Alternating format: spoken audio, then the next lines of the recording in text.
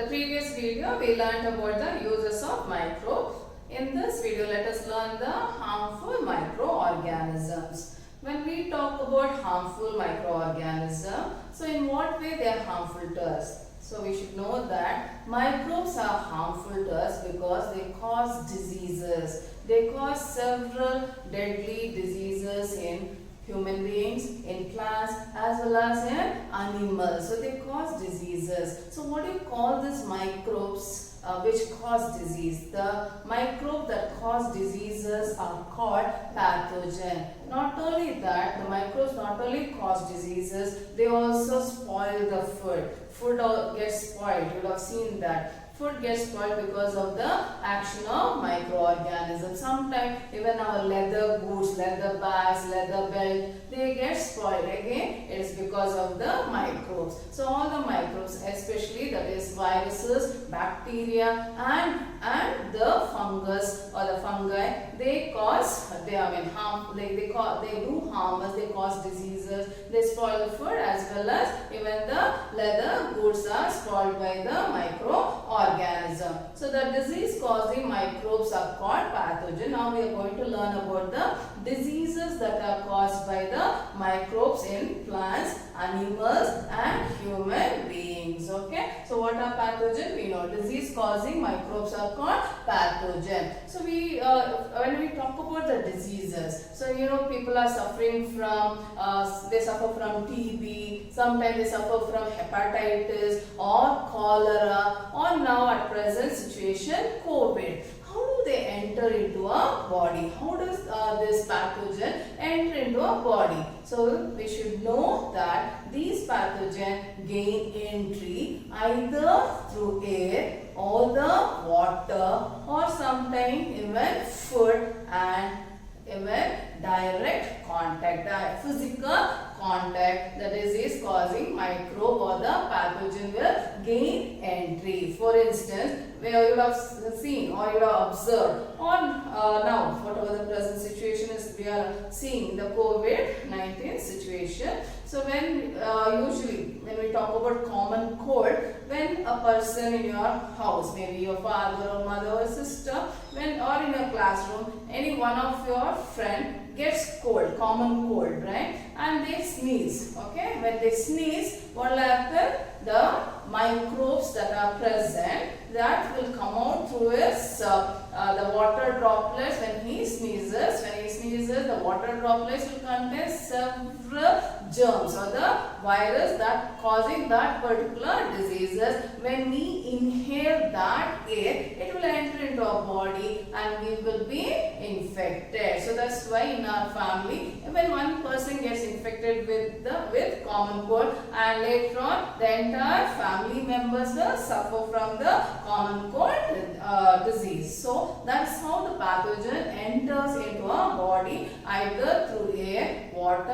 or contaminated food and soil also, and direct contact. Soil, you should remember when we play in the soil and we get hurt, right? So there is one bacterium present in the soil called Clostridium tetani, which will cause the tetanus infection. So that's why we should be very careful when we are playing. When you get hurt, we have to keep ourselves clean. And just now I said, when an infected person will sneeze or cough, that water droplets will be sprayed. When the water droplet is sprayed, when a infected person sneezes or cough, that water droplet, the moisture will contain several million viruses or the bacteria. When a healthy person inhale that air, we may get the disease. So what should we do? Whenever we sneeze or cough, we should always have a handkerchief or we should use the elbow so that it won't spread to the other person. So when the diseases are spreading from person to person, we call the disease as communicable disease. So what is communicable disease? These are the microbial diseases that spread from an infected person person to a healthy person through air, water, food or physical contact. Physical contact means by touching. Okay, so example for those diseases are TB, cholera, typhoid, chickenpox, polio and leprosy. These are the few diseases, that is communicable diseases. Other than that, there are some animals or insects which will help in spreading of diseases. There are some animals, even insects, will help in spreading of diseases from a infected person to a healthy person. So you know very well, they are called carriers. They are called carriers of diseases. So what are carriers of diseases means? They may be animals or insects which will help in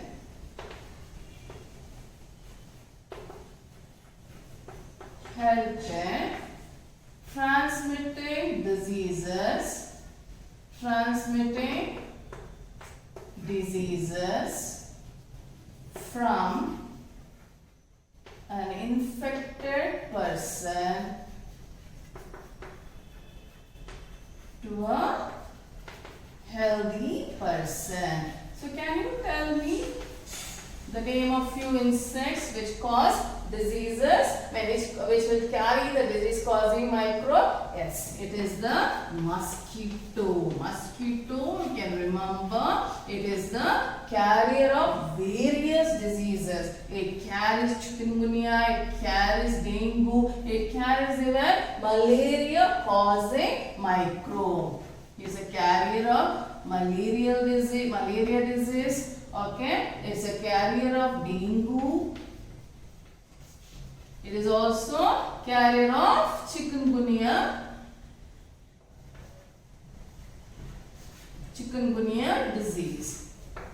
Okay, so that is a carrier. Okay, other than that, when we talk about animals, bats is a disease carrying animal. Even dog will carry the rabies. Rabies causing virus. So these organisms, these animals, that is mosquito and insects, are called the carriers of disease because they help in transmitting the disease causing microbe from person to person. So now we know that mosquito is actually very dangerous insect, right? So it causes malaria. It will carry the malaria causing protozoa or the microbe. Malaria is caused by a protozoa. We learned there are 4 different types of microbes are there. That is, even if you include viruses, it becomes 5 groups. Viruses, bacteria, protozoa and fungus and algae. After living algae, all the 4 groups of microbe, virus, bacteria, protozoa and the fungi cause diseases. So malaria is caused by a protozoa called Plasmodium.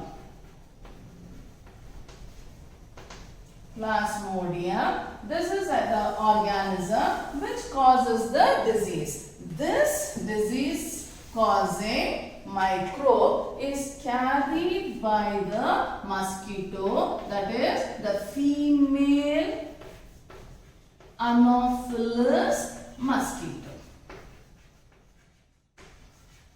The female Anopheles mosquito that carries the Plasmodium. That's how it gets spread from person to person. Then there is one more mosquito, the female Aedes aegypti. Okay, this Aedes mosquito will carry the dengue causing microbe. So mosquitoes carry various disease causing germs. So how to prevent it. So we know that mosquitoes breed in a stagnant water. So we have to see to that we don't allow any water to stagnate near our house or in the house or surrounding our house, because air coolers we use, AC we use, and sometimes the pots what we throw, or the tires, shoes, or that empty cans, or sometimes even the coconut shell, that will get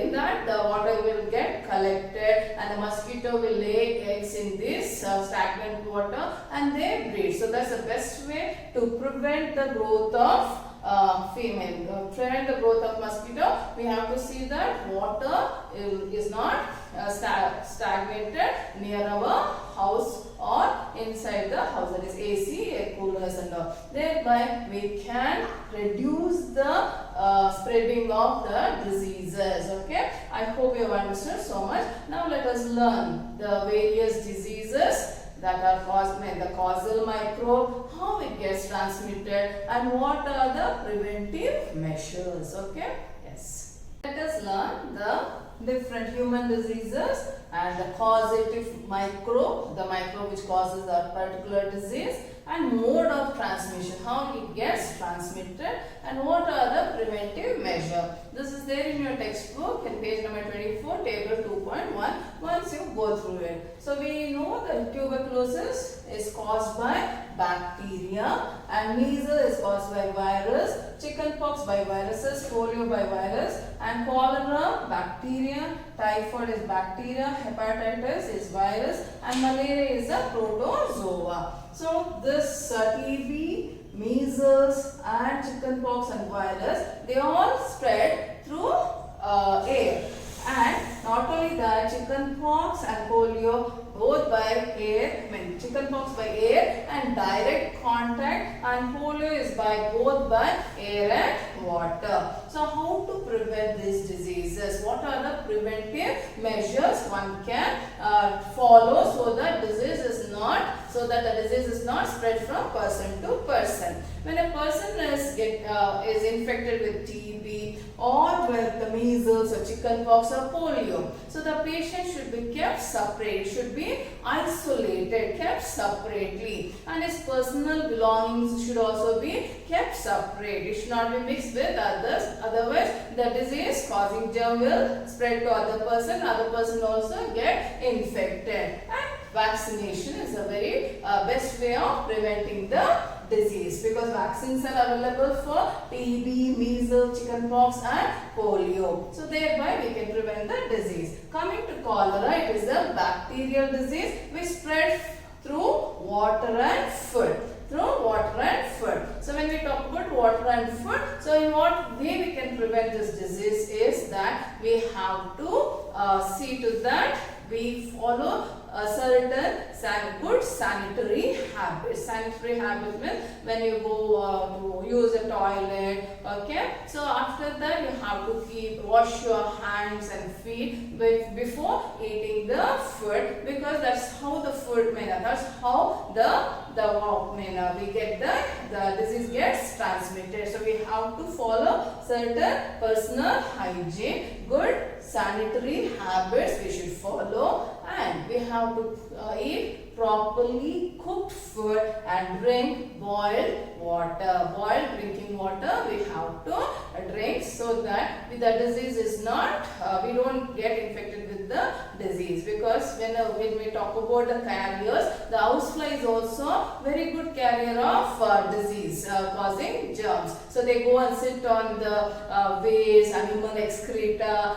human excreta, that is the feces, they go and sit, and the germs, if at all an infected person's excreta is there, the germs will be present on that feces also, and the housefly will go and sit on that. So the germs will get stick to the body of the housefly, and they come and sit on the food that is not covered. That's why your parents insist not to eat in the roadside food, because this is what happens. The housefly will go and sit on this food, and it will spread the disease causing germs. So we have to make sure always the food is kept covered, otherwise the housefly will sit, thereby diseases spread from person to person. So that's what here the preventive measure is you have to follow personal hygiene and have a good sanitary habit and always eat cooked food and drink boiled and cooled water. Then coming to typhoid, it is a bacterial disease spreads from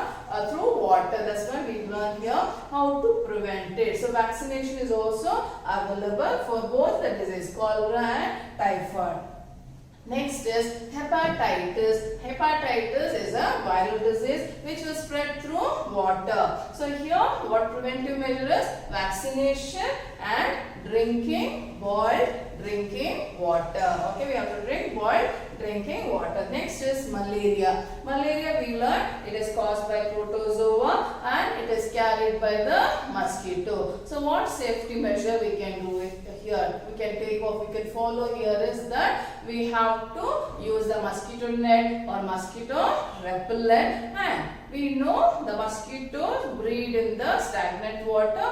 We have to make sure there is no stagnation of water. Stagnation of water, if it is there, then the mosquito will breed. So we have to take this measure so that the mosquitoes population is not increased, and also by spraying insecticides, thereby the insect that is mosquitoes population will be reduced. So this is some of the human diseases and the causal microbe, how it is transmitted, and what are the preventive measures we have to take so that we don't get the disease. Next, let us learn the disease in animals and in plants. Okay.